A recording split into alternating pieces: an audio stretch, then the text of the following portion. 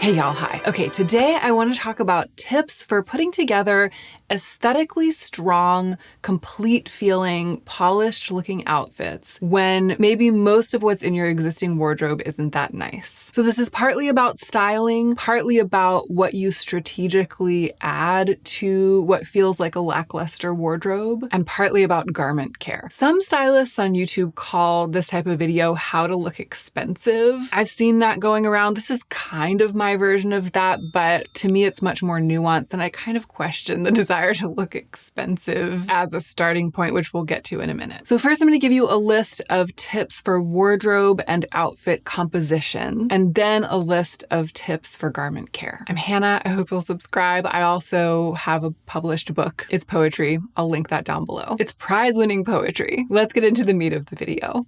Little tricks for wardrobe and outfit composition. That's what it says in my notes. But they're not that little, the tips. My first tip: invest in accessories. And this is in two parts. So first I'm going to talk about accessories that age well, and then I'm going to talk about mixing high and low in a single outfit. So I've said invest. Invest doesn't necessarily mean spend a lot of money. It can mean time, it can mean research, it can mean patience. Incredibly sturdy and beautiful accessories are available on the secondhand market and at thrift shops, depending on your phase of life. What do you have? Do you have no time but plenty of money in your budget for accessories? In that case, you want to invest with money. But maybe you're in a phase of your life where you don't have a very big budget for building your wardrobe, but you do have an hour or two on the weekends to go to Value Village and just see if there's anything good. In that case, you're investing your time. So whatever you invest in accessories that age well. So before you buy it, imagine what it's going to look like in a year. Then imagine what it's going to look like in 5 years. Some things really lose their charm as they age. Some things gain character. And most of us, if we really put our minds to it, can kind of tell. It's just a lot of the times we don't take a moment to do what I call longevity visualization. Like imagine what it's going to look like over time. But it also requires a paradigm shift. You have to learn to think of signs of age on a quality material as a signpost of polish and quality in a wardrobe overall. Instead of considering signs of wear or signs of age, period, to be a sign that you're not put together. For example, a very high quality leather briefcase that has clearly been to hundreds of business meetings. It doesn't look new, but it does look really well made, and potentially, if you care about this, expensive. And what I mean is that it's possible that you can see that it was an investment piece because it still looks good in spite of its obvious wear. In contrast, a cheaply made briefcase that is obviously brand new, it has much less weight, just visual and existential weight. It doesn't add the same quality and gravitas to an outfit. And it doesn't have the same history and experience embedded in it. And of course, history and experience are what give rise to wisdom and increase the quality of your work. So that's just one really specific example. Basically what I'm saying is train yourself to covet visibly old but still good-looking accessories and shake off the preoccupation with newness and unworn pieces. Because stuff gets old. If you use it, stuff gets old. So the only way to cater to that preference for unworn things and only new things is to stay trapped in a cycle of disposable goods. I think that some of us fall into the trap of thinking that to look expensive or to look rich, which is so weird, but I guess that there's a pressure to do that in some contexts. I think it's easy to think that looking expensive means that everything looks brand new. If only for the sake of our planet, we have to rewrite that programming. But I also think that if you rewrite that programming, your outfits will look better because of, again, that sense of gravitas and history, palpable quality that is with you when you're wearing something really beautiful and visibly old. Okay, and the second way to think about the advice to invest in accessories is mixing high and low in an outfit. This is some of my favorite outfit advice. So this means when you're able, when you're in a phase of life when you're able to do this, investing in visibly luxurious luxurious and kind of energetically weighty things that will elevate the parts of your wardrobe that have less palpable quality or are stylistically more casual. My favorite way to do this lately is with my Idol jewelry, which you've seen me wearing in like every video for months because I've never taken it off, but Idol is the sponsor of today's video. So I'm going to explain this thing about mixing high and low, and then I'm going to tell you a little bit more about the brand. So this is lab-grown diamond jewelry, and it's very obviously visibly luxurious and special, but it's also effortlessly wearable because the shapes are so organic and close to the skin. So whenever I have this ear situation, whatever else I'm wearing, I find is grounded by its very high quality. And then if I'm just wearing like a plain black t-shirt from a 3-pack or something rugged and visibly aging like an old leather jacket, the jewelry changes the vibe of the rest of the clothes. Outfits that would otherwise feel very plain or even maybe basic, instead they feel understated but elevated. It's like a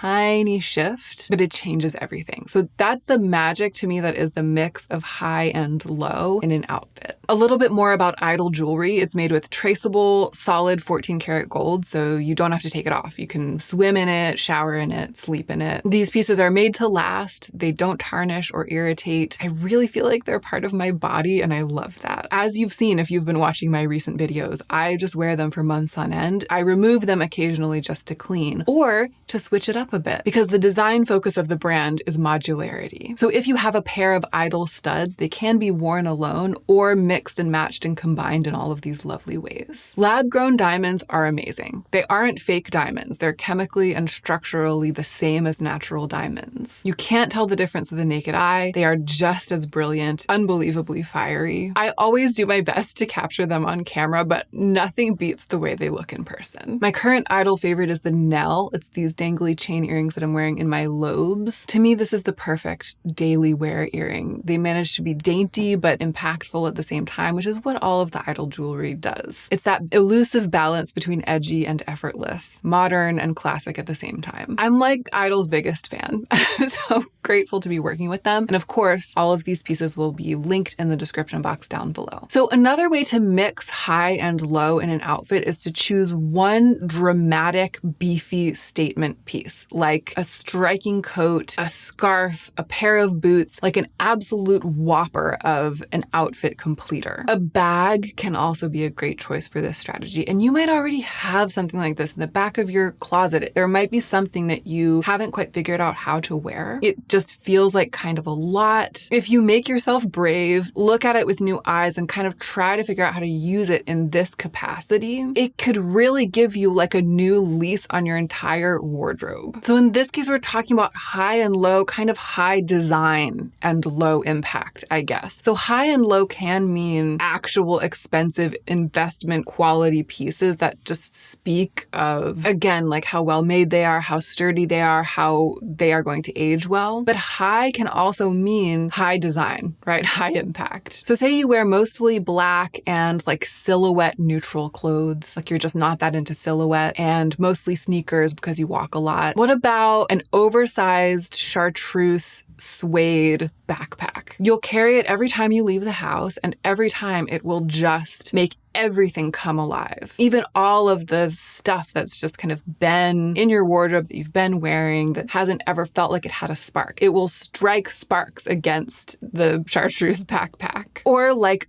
a more low-key kind of suggestion, a really long cream-colored trench coat, which can go with anything, can be thrown over anything, and just really makes you look and feel like you're going for it no matter what you're wearing underneath it. Another trick for wardrobe composition or outfit composition, a very white shirt. I know I talk about this all the time, but a bright white shirt telegraphs quality and polish. It just does. And shirts don't have to be brand new to be bright white like that. I think that some people think of it like, oh, a white shirt is bright white when it's new, and then as it ages, it gets a little bit dingy. It doesn't have to be like that. And we'll talk about that in a minute. I actually think the best case scenario here is a white shirt that is clearly sort of an heirloom piece for you, right? Something something you've had for a long time, if you've washed a lot, it's softened over time, it really has become like a second skin, you know? It's still really, really bright white, it still has that crispness in its color. That to me says quality and says polish and makes me feel really great in my skin more than something that's bright white because it's brand new. Because when something has that newness, it's just not as comfortable. And I mean that both physically and like energetically. But if you don't own any very bright white shirts, it's something to consider adding to a wardrobe that you're trying to enliven. And it's something that can definitely be found on the secondhand market and at thrift shops.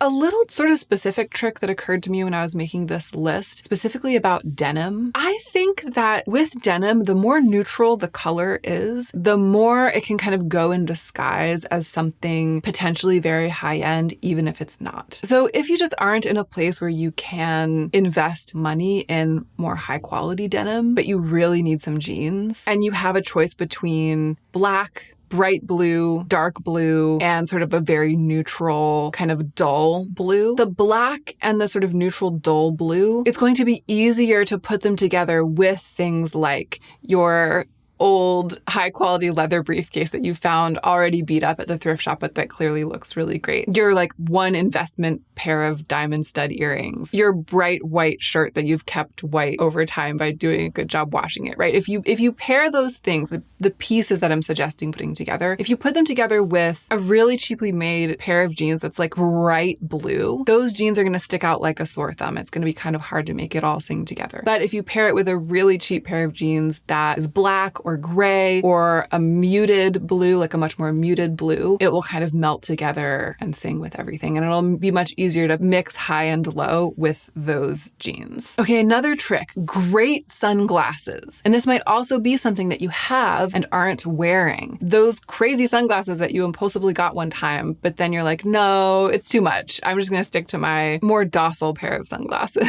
right? So this is a callback to my recent video, I think, about investment pieces. Don't be shy with sunglasses. They're so easy to wear. They do such heavy lifting in terms of giving your whole presence a spark, a sense of polish, a sense of panache, a sense of fashion, even if nothing else that you're wearing really has that much going for it. The slightly dramatic sunglasses, the slightly cheeky sunglasses, they will take you there. And then the last trick in this category is styling. Roll cuffs up and down. Unbutton your shirt a little bit lower than you usually do. Add a belt. Tuck in your shirt in the front. Tuck in your shirt all around. Just mess with your clothes. To me, there are two major quick pieces of advice for styling. One, think about how much skin is showing, like what percentage of your skin is showing. Often it's just showing a little bit more skin that is going to make everything feel more balanced. And it's not necessarily like this skin, you know what I mean? It doesn't have to be like unbuttoned down to here, but rolling up sleeves is an example of showing more skin, even though it's just your forearms. Showing just 5 or 10% more skin somewhere on your body. This can even be like putting your hair up like I did today. This could be the skin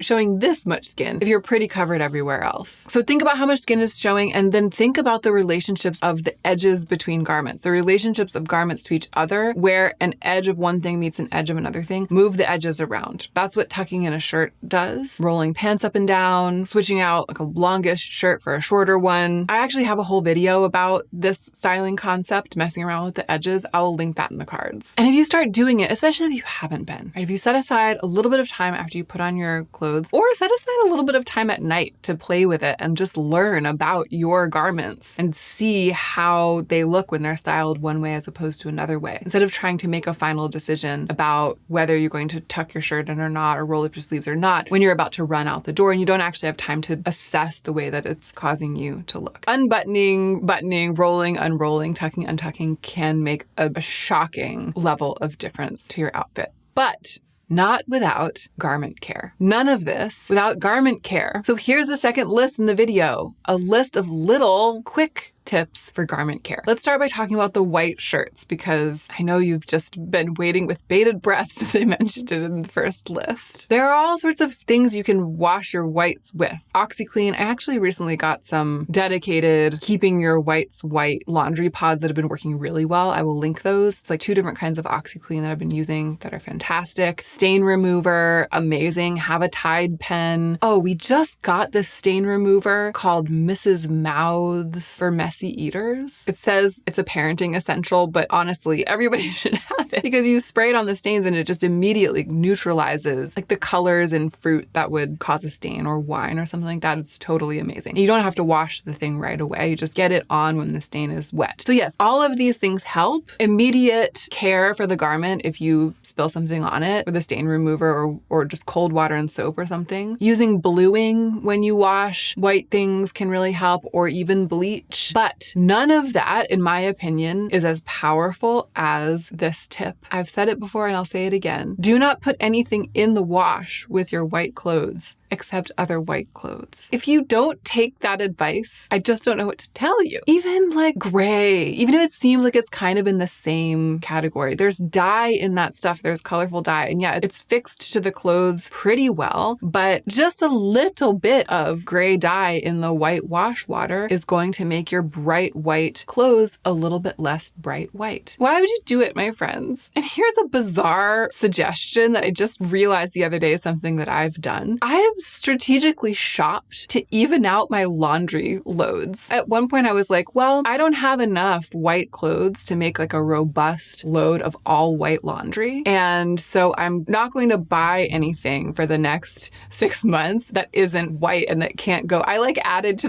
that laundry load. I built out my wardrobe by adding clothes that would all be washed in the same laundry load. Isn't that a little bit strange? I didn't realize until after. So you're over here, you have like 2 white shirts and you're like, well, that's fine, but what am I going to do? Just wash 2 shirts, put just 2 shirts by themselves? That seems like a waste of a laundry load or a waste of water. That's fair. But what I would say to you is get a couple more white shirts. The next time that you acquire shirts, consider white, and then you'll have a bigger load of laundry. It worked for me. So in the same way that protecting your white clothing by only washing it with other white clothing and by either using bluing or bleach or OxyClean or whatever can kind of reinforce its brightness even as the garment itself ages and starts to show other signs of age, which I think is the best case scenario. The same is true of black clothing. I have read about this. I've seen it in some of your comments, and I've wanted to do it with some of my black clothes. I just have never actually tried it. So take it with a grain of salt because I'm telling you what other people have told me.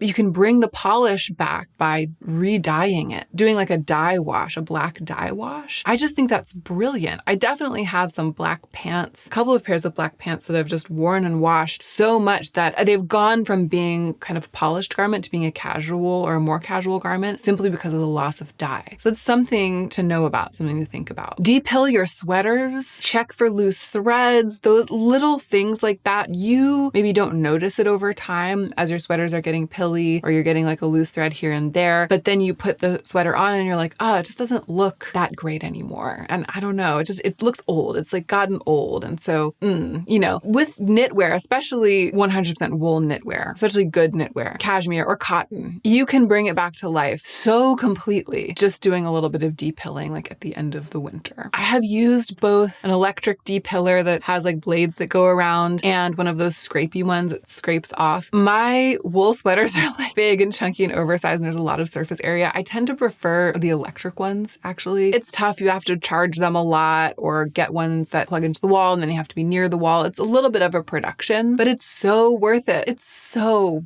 worth it. Acrylic sweaters, blends can be a little bit hard to fully bring back to life. So if what you're doing is thinking about adding a piece of knitwear to your wardrobe, think ahead and consider doing what I said about accessories, right? Choosing one that is going to age well and that you're going to be able to take good care of over time. But if you're simply trying to breathe life into an existing wardrobe that is starting to feel a bit dingy around the edges, even an acrylic sweater or a blend can be brought back to life pretty effectively by depilling. And then just generally best practices for washing clothes. Washing clothes is so hard on them, right? It's really intense. Beating them up, getting them wet, making the fabric really vulnerable, and then like beating it up. And you know what's even worse for fabric? Putting it in the dryer. A garment could go from being like a 9 out of 10 in terms of polish and just how sort of saturated and clean, how clean the lines feel, how saturated saturated the color feels, how it falls, how put together you feel in it. It could go from like a 9 to a 4 when you put it in the dryer, or even sometimes if you don't wash it carefully. I recommend washing everything in cold water. Cold water is going to be less destructive and also better at taking out stains than hot water, which actually sets stains in most cases. Always wash in cold water. Use the dryer sparingly, if at all. Always on medium-low heat. I never, like dryers, the high heat of a dryer, that is designed to dry things like really stubborn, big, thick blankets. I don't even dry my towels on high heat because I feel like it makes the fibers sort of seize up and makes them scratchier. Putting your clothes in the dryer on high heat, it's like you're putting them in a time machine and causing them to age several years just in one afternoon. So wash in cold water, use a dryer sparingly, if at all, always on low heat or medium-low heat, and then restructure your clothes when they're wet, the ones that you're not putting in the dryer, which for me is most of them. So if they're shirts, hang them on hangers when they're wet and pull the wrinkles out and just flatten with your hands a little bit, make the colors correct, make them lie flat, stretch out the plackets, the button plackets and the buttonhole plackets, and you take them out of the wash and you go to hang them up. That's how they're going to dry. So you have an opportunity there to tinker with them a little bit and get them how you want them. Sometimes clothes that I like to have really relaxed and oversized, I'll like stretch them out when they're wet. Sometimes I'll put jeans that fit me quite tightly.